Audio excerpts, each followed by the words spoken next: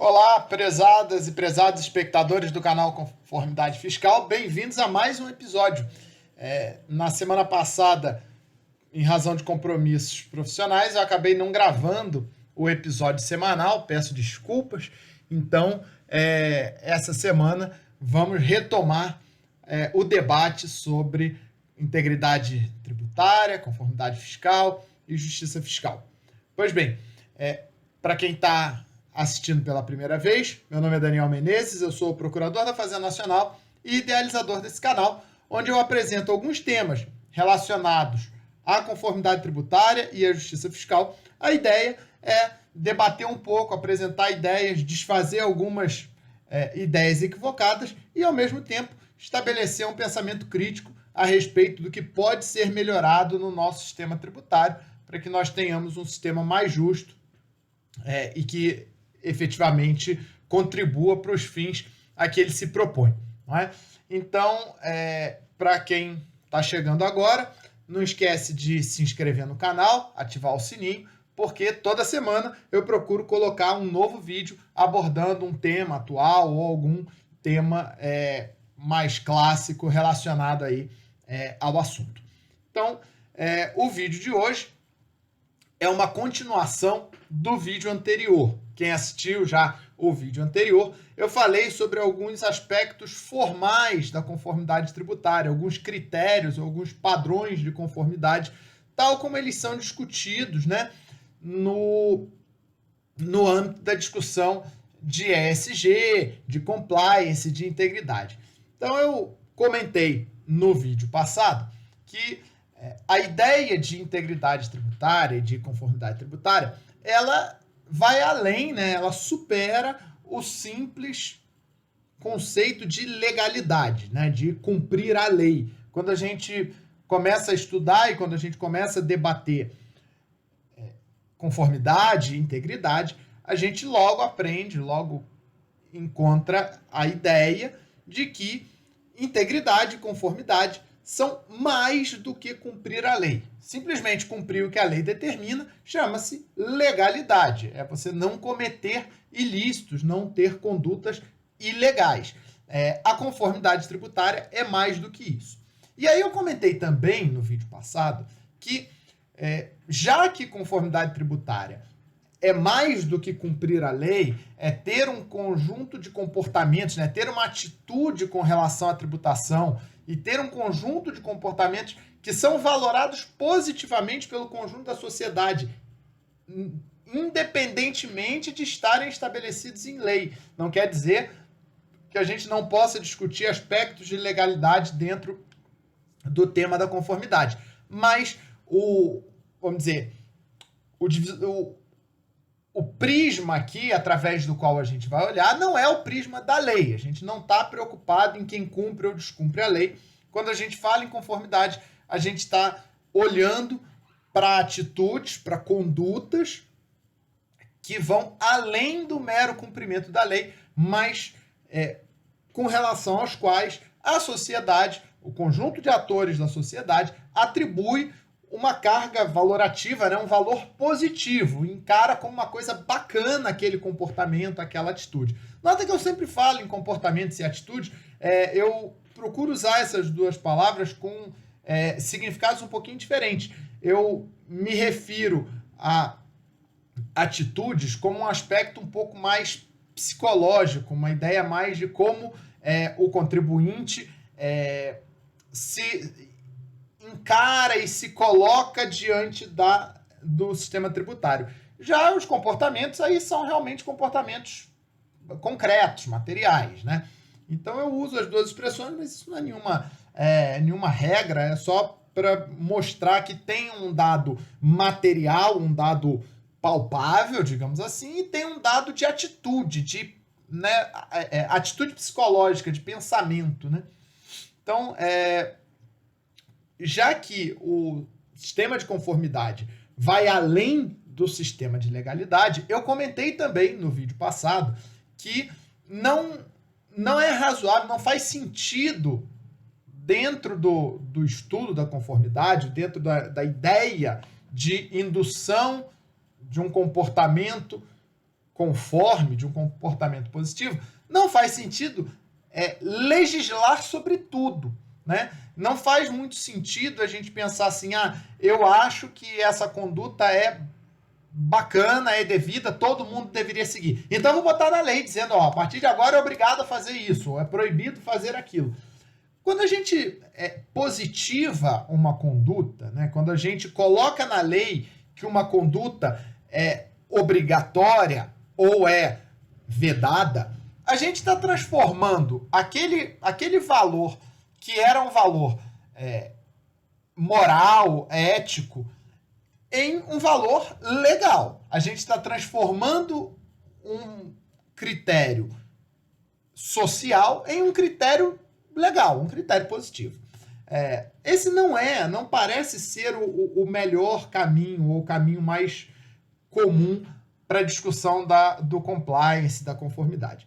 Isso porque, assim, o descumprimento da lei ocorre. E há quem estude que não é colocando na lei que você consegue mudar comportamentos, né? A alteração de comportamentos não passa simplesmente por uma alteração legislativa. Senão, toda a lei seria sempre cumprida. E isso, infelizmente, não é uma verdade. Nós temos uma série de leis, inclusive em matéria tributária, que não são cumpridas. Então, se a gente está querendo agregar um valor a um comportamento, não basta, ou não parece razoável, estabelecer que esse comportamento vai ter que ser obrigatório ou que ele vai ser proibido. Porque isso é transformar em um critério de legalidade e a gente está acostumado, para não dizer que está careca de saber, que muitos contribuintes não operam de acordo com o comando legal, não seguem estritamente os comandos legais. E para essa pessoa, né, que não segue os comandos legais ou que tem uma atitude hostil com relação ao sistema tributário, no sentido de que ela tem uma predisposição de não cumprir, ela acha que aquilo não é importante, ela acha que aquilo só atrapalha, ela não vê valor positivo no cumprimento das leis tributárias, não é porque a gente acrescentou mais uma meia dúzia de artigos que ela vai passar a achar positivo. Então, toda discussão sobre conformidade tributária envolve mecanismos de estímulo, né, algum tipo de premiação, algum tipo de sanção, principalmente mecanismos de comunicação, como eu falei no vídeo passado, que reforcem a ideia de positividade daquelas condutas, daquelas atitudes. O objetivo aqui é fazer com que o contribuinte internalize o valor daquele comportamento e passe a adotá-lo, não porque a lei manda ele fazer ou deixar de fazer, mas porque aquilo dali passa a ter para ele um valor positivo. E é lógico que esse valor que tem para ele decorre de uma disseminação do valor positivo que a sociedade atribui para aquele comportamento. Então, aqueles critérios, né, de conformidade que eu mencionei no vídeo passado, eu falei de alguns padrões, né, de conformidade que estavam relacionados a padrões mesmo, eles chamam de molduras, tá? Estabelecidos por entidades internacionais, ONGs ou organismos internacionais. A gente pode pensar em padrões estabelecidos pela OCDE, pelo FMI, pelo G20, enfim, padrões instituídos por organismos internacionais, sejam eles mais vinculados aos governos ou mais vinculados à sociedade civil, que tem como função o quê? Orientar. Eles vão servir tanto para orientar o contribuinte sobre o que é esperado dele, que tipo de informação é bacana que ele divulgue, é esperado que ele divulgue. E também esses padrões servem, como qualquer padrão, para estabelecer critérios comparativos para que outros agentes, vejam, agora não estou mais falando do contribuinte, eu estou falando para que um outro agente econômico ou social possa olhar para os contribuintes e, a partir daquele padrão mais ou menos disseminado, avaliar qual contribuinte tem um comportamento mais interessante, mais positivo e qual não tem. A ideia desses padrões, como eu falei no vídeo passado, veio da autorregulação, né, uma ideia de autorregulação de mercados financeiros. Então, esses padrões surgem inicialmente para avaliar, para servir de parâmetro para que, principalmente, investidores ou instituições financeiras que concedem crédito avaliem onde eles vão colocar o dinheiro deles, seja como investimento, seja como empréstimo, tá? Onde eles vão colocar o dinheiro deles, levando em consideração a atitude dessas pessoas, desses contribuintes, em relação à tributação. E não só a tributação. A maioria dos padrões, ou os padrões mais antigos de conformidade, de compliance, estão relacionados, primeiro, à própria comunicação de informações de interesse do mercado, né? Então, as primeiras discussões sobre compliance tinham a ver com transparência para o investidor. É aquilo de o cara vai investir dinheiro, ninguém investe dinheiro em caixa preta. Então, ele quer que a empresa tenha um padrão de divulgação de informações que ele consiga avaliar onde ele está botando dinheiro, e aí entram aqueles critérios clássicos já, qual o fluxo de caixa projetado, EBITDA, taxa de retorno, etc., que são nível de endividamento, alavancagem e tal, que são critérios que um investidor geralmente olha para saber se ele vai investir ou não, se ele vai emprestar dinheiro para aquela companhia ou não. Na sequência vieram os critérios, né, ou os padrões de integridade ambientais, que ainda estão muito em voga, né? Ainda estão se consolidando, mas é uma discussão bastante atual. A empresa, né, a companhia, enfim, que pleiteia investidores, que pleiteia empréstimos de instituições financeiras, divulgar as atitudes dela com relação ao meio ambiente, se ela consome intensivamente recursos não renováveis, se ela produz lixo, se ela polui, se ela investe em diminuir a pegada de carbono dela, etc. Então, critérios ambientais. Notem que no vídeo passado eu trouxe alguns desses padrões sempre focados nessa ideia de divulgar. Os padrões são: a companhia deve divulgar se ela tem tal coisa, se ela realiza tal coisa. Os padrões não entram vamos dizer assim, não entram no mérito de se é certo ou errado, se é bom ou ruim emitir até tantas toneladas de dióxido de carbono, ou recolher até tantos milhões de dólares em tributos. Esses padrões não entram no mérito do valor em si do indicador. A ideia é padronizar o que deve ser informado. E aí, se todo mundo informar a mesma coisa, se todo mundo prestar as mesmas informações, o próprio investidor vai poder olhar para um, para outro e estabelecer o critério dele. Eu vou investir nessa daqui porque essa não emite dióxido de carbono e eu só invisto em empresas que não emitem dióxido de carbono. O outro vai falar, não, essa daqui emite dióxido de carbono, mas ela emite na média dos países desenvolvidos e isso para mim é suficiente. Então, o aspecto material, cada pessoa, quando for avaliar as informações prestadas, vai estabelecer os seus critérios. A ideia do padrão é que todos divulguem as mesmas coisas para que elas sejam comparáveis. Muito bem. Então, no campo ambiental tem isso, e aí eu falei do aspecto tributário, né, do padrão GRI 207, que é o padrão de comunicação de atitudes, de comportamentos em matéria tributária, né, de modo a permitir que as pessoas avaliem ou não, né, avaliem positivo ou negativamente o comportamento daquela empresa contribuinte. Então essa foi a ideia mais ou menos do vídeo passado. Comentei também que agora já se discute também o aspecto de integridade, não agora, né, já é um pouco antigo também, a questão da governança, principalmente em razão aí de corrupção, episódios de corrupção, violação de proteção de dados, abuso de poder dominante em redes sociais, né?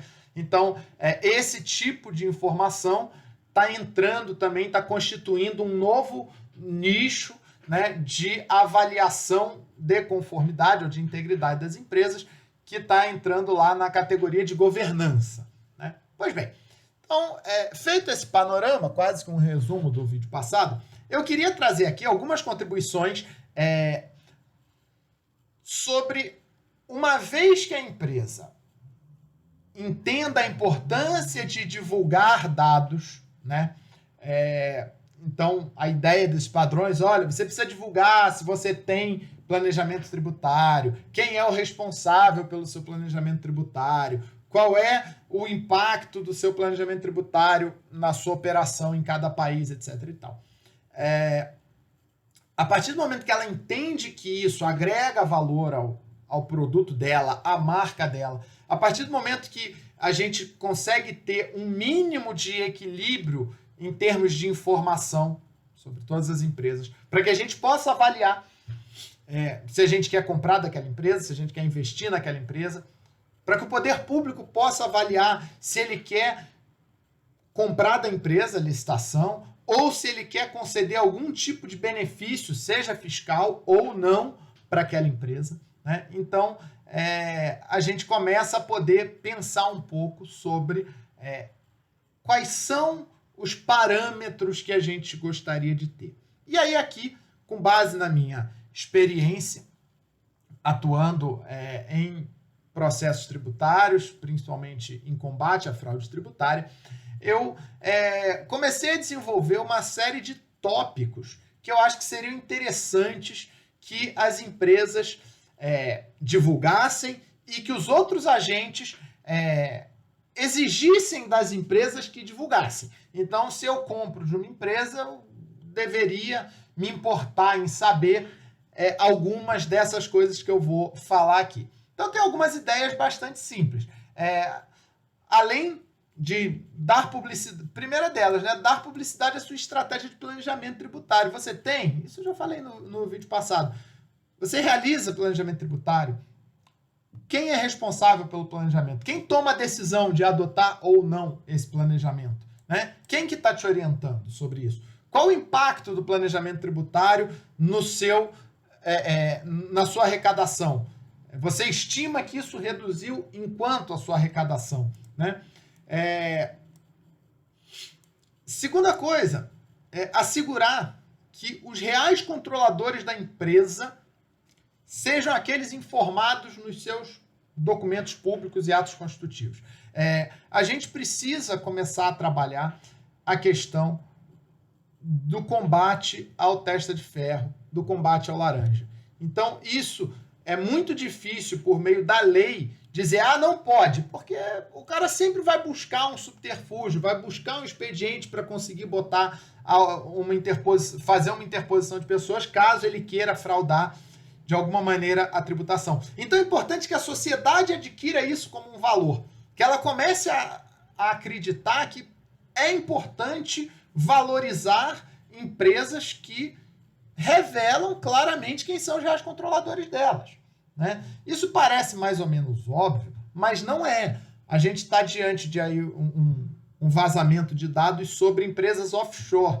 Empresas offshore frequentemente são utilizadas para ocultar os reais controladores de outras empresas. Então você tem aqui uma empresa no Brasil, acho que eu já falei sobre isso, várias empresas no Brasil que você vai olhar lá os sócios e veja bem, os sócios de uma empresa são uma informação pública, né? As empresas de responsabilidade limitada, que são a esmagadora maioria das empresas, o quadro societário delas é público. Se você pegar qualquer empresa que você conhece, puser o nome dela na internet, facilmente você vai encontrar quem são os sócios dessa empresa, os sócios declarados dessa empresa. Se você digitar o CNPJ da empresa no site da Receita Federal do Brasil, você vai saber quem são os sócios dessa empresa. Essa informação é pública. A Receita Federal do Brasil informa no site dela o quadro societário de todas as empresas que estão cadastradas, né? As juntas comerciais, né, atualmente chama juntas empresariais,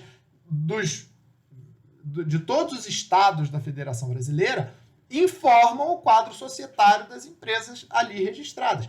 Então, não é segredo o quadro societário das empresas. O que acontece é que, às vezes, você vê uma empresa ABC Limitada, e aí você vai olhar o quadro societário da ABC Limitada. A ABC Limitada tem 2 sócios, XYZ Limited e ZYX Limited, ambas sediadas nas Ilhas Virgens Britânicas. Portanto, fora do território nacional, daí o conceito de offshore. Offshore é além da costa, né? além da arrebentação, além da linha costeira. São empresas que estão no exterior. Então, nessa situação, a gente não sabe quem é o controlador dessa empresa. A gente não sabe se a pessoa que de fato controla aquela empresa é o João, é o cara que está no caixa. Você não sabe. Porque o que aparece para você são outras 2 empresas em território estrangeiro, geralmente em lugares que não divulgam o quadro societário de suas empresas. A exemplo das Ilhas Virgens Britânicas e outros paraísos fiscais.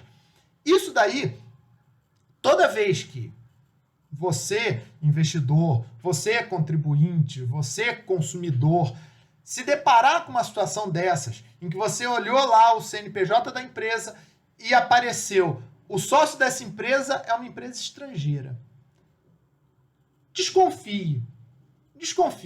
Se é uma empresa de fato multinacional, uma empresa que de fato é estrangeira, ok, é normal que isso aconteça, o fenômeno da transnacionalidade, uma empresa estrangeira operar no Brasil. Agora, às vezes você tem uma empresa que você vê que ela é tipicamente uma empresa brasileira. E por que raios ela tem sócios estrangeiros num paraíso fiscal? Muito provavelmente porque ela está sonegando tributo. E ela quer evitar que os verdadeiros sócios que estão se beneficiando da sonegação sejam responsabilizados pelas dívidas. Então a gente tem que começar a assimilar isso como um comportamento negativo. Valorar negativamente o fato de uma empresa ter o seu quadro societário composto por outras empresas estabelecidas no estrangeiro, de modo que isso torne impossível verificar quem é o real controlador daquela atividade. Então esse é um exemplo que a gente poderia começar a valorar negativamente. Outra coisa,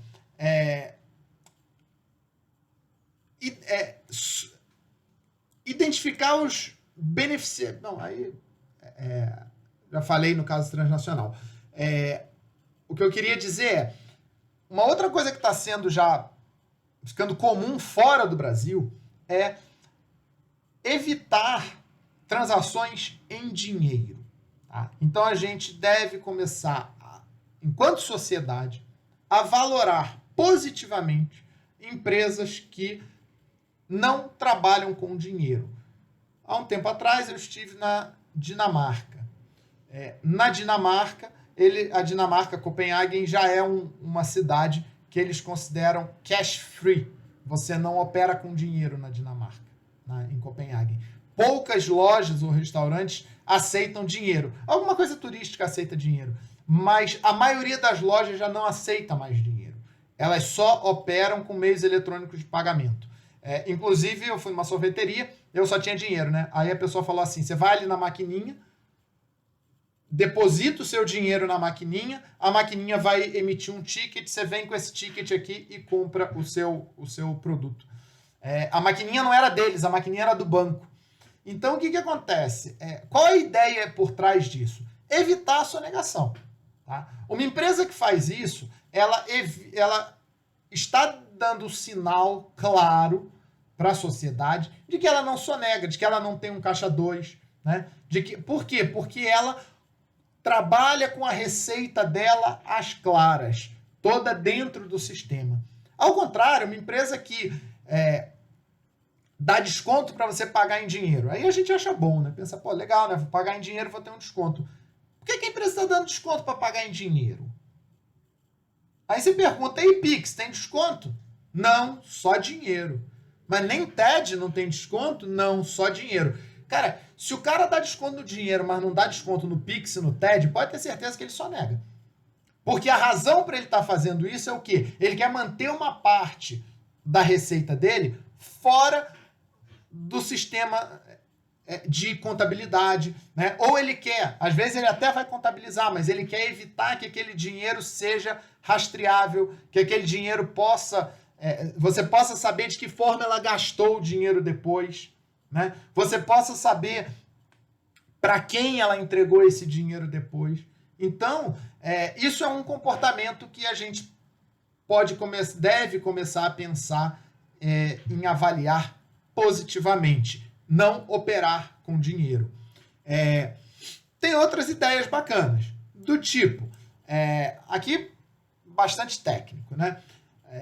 Uma coisa que afeta bastante a conformidade tributária, né, o mecanismo de planejamento tributário, é alteração de classificação fiscal. É claro que isso para o contribuinte é difícil de avaliar, né? Mas a empresa entender que se ela altera a classificação fiscal dos produtos dela artificialmente, né, buscando brechas na lei, fora daquilo que normalmente ocorre no mercado onde ela atua, e com isso ela consegue suprimir tributo, esse comportamento dela, ainda que não seja ilegal, é um comportamento que não é o esperado pela sociedade. A sociedade estabeleceu aquela classificação fiscal porque avaliou que aquele produto merecia uma tributação X ou Y. Então, um compromisso claro da empresa com a classificação fiscal e contábil das suas operações é uma coisa que precisa ser valorada positivamente, né? Outra coisa que precisa ser repensada, a utilização de mão de obra terceirizada com o propósito exclusivo de evitar a incidência de tributos. Vejam bem, a terceirização é uma coisa que eu, Daniel, considero ruim em regra e em quase todas as situações.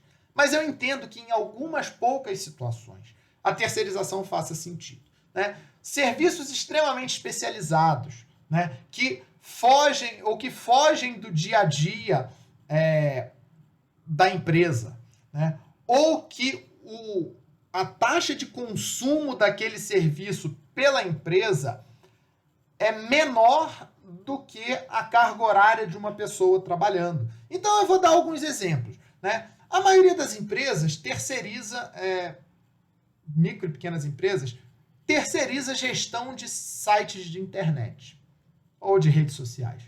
A razão é simples, né? A empresa não tem demanda para contratar um web designer para ficar contratado 8 horas por dia trabalhando na empresa. Ela não produz tanto conteúdo digital assim. Para essa empresa, a terceirização faz sentido. Por quê? Porque ela não utiliza totalmente a carga horária daquele trabalhador, né? Daquele trabalho. Então, o mesmo web designer pode trabalhar para ela 3 horas num dia, para outra empresa 2 horas no mesmo dia. Então, não faz sentido que cada uma contrate um web designer, você vai ter um tempo ocioso do trabalhador. Uma situação dessas eu entendo. Uma situação como, por exemplo, uma loja que, por alguma razão, precisa de segurança armada. Segurança armada é uma atividade extremamente complexa por conta da gestão da arma. E aí é razoável, bancos terceirizam seguranças armados por conta da gestão do armamento, né? Não, o banco não quer ficar tomando conta de arma. Agora, você terceirizar uma atividade que você usa todo dia e que você usa 9 horas por dia daquela atividade, e a atividade não tem nada demais. Vou dar um exemplo bastante simples, gente. Terceirização de pessoal de limpeza. Quantas horas a pessoa trabalha na sua empresa limpando? 8 horas por dia, assine a carteira dela. Não tem razão para você não assinar a carteira dessa pessoa. Afinal de contas, você está consumindo todas as horas do trabalho dela. Então, não é uma situação em que você possa compartilhar o empregado, porque você já consome todas as horas de trabalho contratadas dela. Além disso, o serviço não tem nada de especializado. Nada de especializado. Terceirização de limpeza, de serviço de limpeza, terceirização de portaria, só se explicam pela sonegação de tributos. A única razão para essa atividade ser terceirizável é que 10 de 10 empresas de terceirização de mão de obra, desse tipo de mão de obra, sonegam tributos. Não recolhem FGTS, não recolhem contribuição previdenciária, e aí aquela mão de obra se torna mais barata. Mais barata porque não está pagando tributo. E a empresa que contrata está contribuindo para isso. Está contribuindo para uma injustiça. Então, essa questão da terceirização é outro aspecto que a gente, como sociedade, pode começar a valorar de forma diferente. A lei permite, mas eu, pessoalmente, até no prédio onde eu resido, teve uma discussão sobre terceirização e eu falei, olha, eu sou contra, eu acho que a gente devia contratar. Enfim, fui voto vencido, mas eu coloquei lá a minha posição com relação a essa atividade. Eu acho que essa é uma atividade que não se justifica a terceirização. E quem terceiriza sabe que muito provavelmente existe uma sonegação fiscal ali por trás. Outros aspectos, outros critérios interessantes. Se você vai terceirizar, garantir que a empresa que você está contratando está recolhendo todos os tributos. O poder público já faz isso. O poder público, quando terceiriza a mão de obra, ele exige da empresa de terceirização que apresente mensalmente a guia de recolhimento de tributos, sob pena dele não pagar. Tá? Então, assim, para ver como essa é uma atitude positiva, o poder público adota isso. Era interessante que a gente, enquanto agentes sociais, passássemos a adotar esse tipo de comportamento. É terceirizado? Então eu quero saber se a terceirizada está recolhendo os tributos corretamente. É importante. Tá? Outro critério interessante, né? Existe uma situação de grupos econômicos em que tem mais de uma empresa sob o mesmo comando, e as empresas negociam entre si. Tá? E essa negociação entre uma empresa e outra pode distorcer artificialmente a carga tributária. Tá? Então, ela pode se valer de alguma situação particular de uma das empresas para distorcer a carga tributária geral do grupo. Especialmente quando uma das empresas está situada em um local com tributação favorecida, seja um paraíso fiscal, seja um estado que concede algum tipo de benefício. Então, a gente saber, e daí a importância da empresa divulgar, aquela empresa opera em mais de um estado da federação, né? Qual é o impacto das operações intragrupo na carga tributária? Né? As operações intragrupo fazem com que a carga tributária dessa empresa seja menor do que o que aconteceria se ela contratasse pelo mesmo valor fora do grupo? Se isso acontece, a empresa está se valendo de uma engenharia tributária que, como eu falei, pode até não ser ilegal, mas sem dúvida nenhuma não era o que a sociedade estabeleceu como parâmetro de tributação ao editar a lei. Então, divulgar esse tipo de informação e a gente avaliar esse tipo de informação agrega valor. A gente precisa começar a valorizar isso, a agregar valor às marcas que se comportam dessa forma, com esse grau de transparência. Né? Não realizar a operação em nome ou por conta de pessoa diversa da declarada. Isso é super comum. Aceitar, o cara tá comprando aqui, mas ele fala assim, coloca a nota fiscal no nome de outro. Gente, isso é lavagem de dinheiro. Isso é lavagem de dinheiro. Uma empresa que opera dessa forma, ainda que não seja o dinheiro dela que está sendo lavado, ela está contribuindo para a lavagem de dinheiro. Isso é super negativo. E a gente tem que ter mecanismos de valorar negativamente isso, né? Não realizar operações estranhas ao objeto social. Outra coisa fundamental, gente, a empresa é para vender parafuso. Para vender parafuso, precisa comprar televisão? Não. Então, por que raios tem na contabilidade da empresa a despesa com compra de televisão? Né? Essa televisão está onde? Essa televisão é para o dono da empresa ver o jogo, mas aí ele compra uma televisão com lucro, não como despesa da empresa, porque isso falseia a carga tributária. Então, são alguns comportamentos que, primeiro, a gente precisa que eles sejam revelados. E uma vez que eles sejam revelados, a gente precisa avaliar negativamente isso. Ou seja, deixar de comprar nessa empresa, deixar de investir nessa empresa, deixar de emprestar dinheiro para essa empresa, deixar de curtir as coisas que essa empresa posta nas redes sociais, né? Desmonetizar as empresas que têm um comportamento desconforme. Né? Então, a gente começar a discutir alguns desses critérios é importante.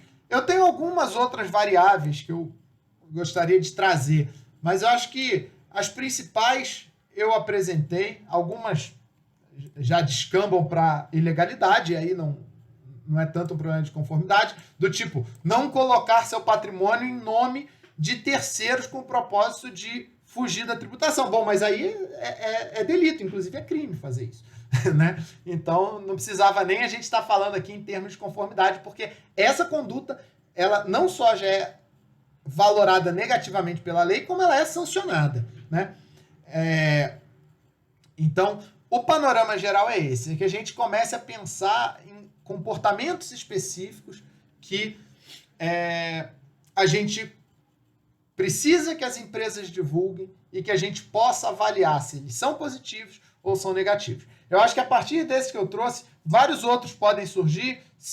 À medida que eu for pensando em outros, eu vou fazendo vídeos adicionais para tratar desse tema. E se você que está assistindo visualiza um determinado comportamento que você quer entender se ele é um comportamento que deve ser valorado positivo ou negativamente, se é razoável exigir que a empresa informe, que o contribuinte informe a situação dele com relação a esse comportamento, deixa aí nos comentários, a gente conversa sobre esse assunto que é de extrema importância. Espero que vocês tenham gostado de mais esse vídeo sobre critérios de avaliação de conformidade tributária. Né? Se gostaram, deixem um joinha. Se tem comentários a fazer, não deixem de fazer. É super positivo que vocês façam comentários, mesmo que o comentário seja crítico, eu não tenho problema com isso. A ideia do canal é pensar, eu não estou vendendo produto, eu não estou aqui querendo me promover para depois... Eu não presto consultoria, nem posso, em planejamento tributário, eu não tenho intenção nenhuma de abrir curso de planejamento tributário. Então, a ideia aqui é realmente a gente discutir, enquanto cidadão, que tipo de sociedade e, consequentemente, que tipo de contribuintes e comportamentos nós queremos ter ao nosso redor. Então, deixem os comentários, mesmo que sejam críticos, e até o próximo vídeo, pessoal. Forte abraço!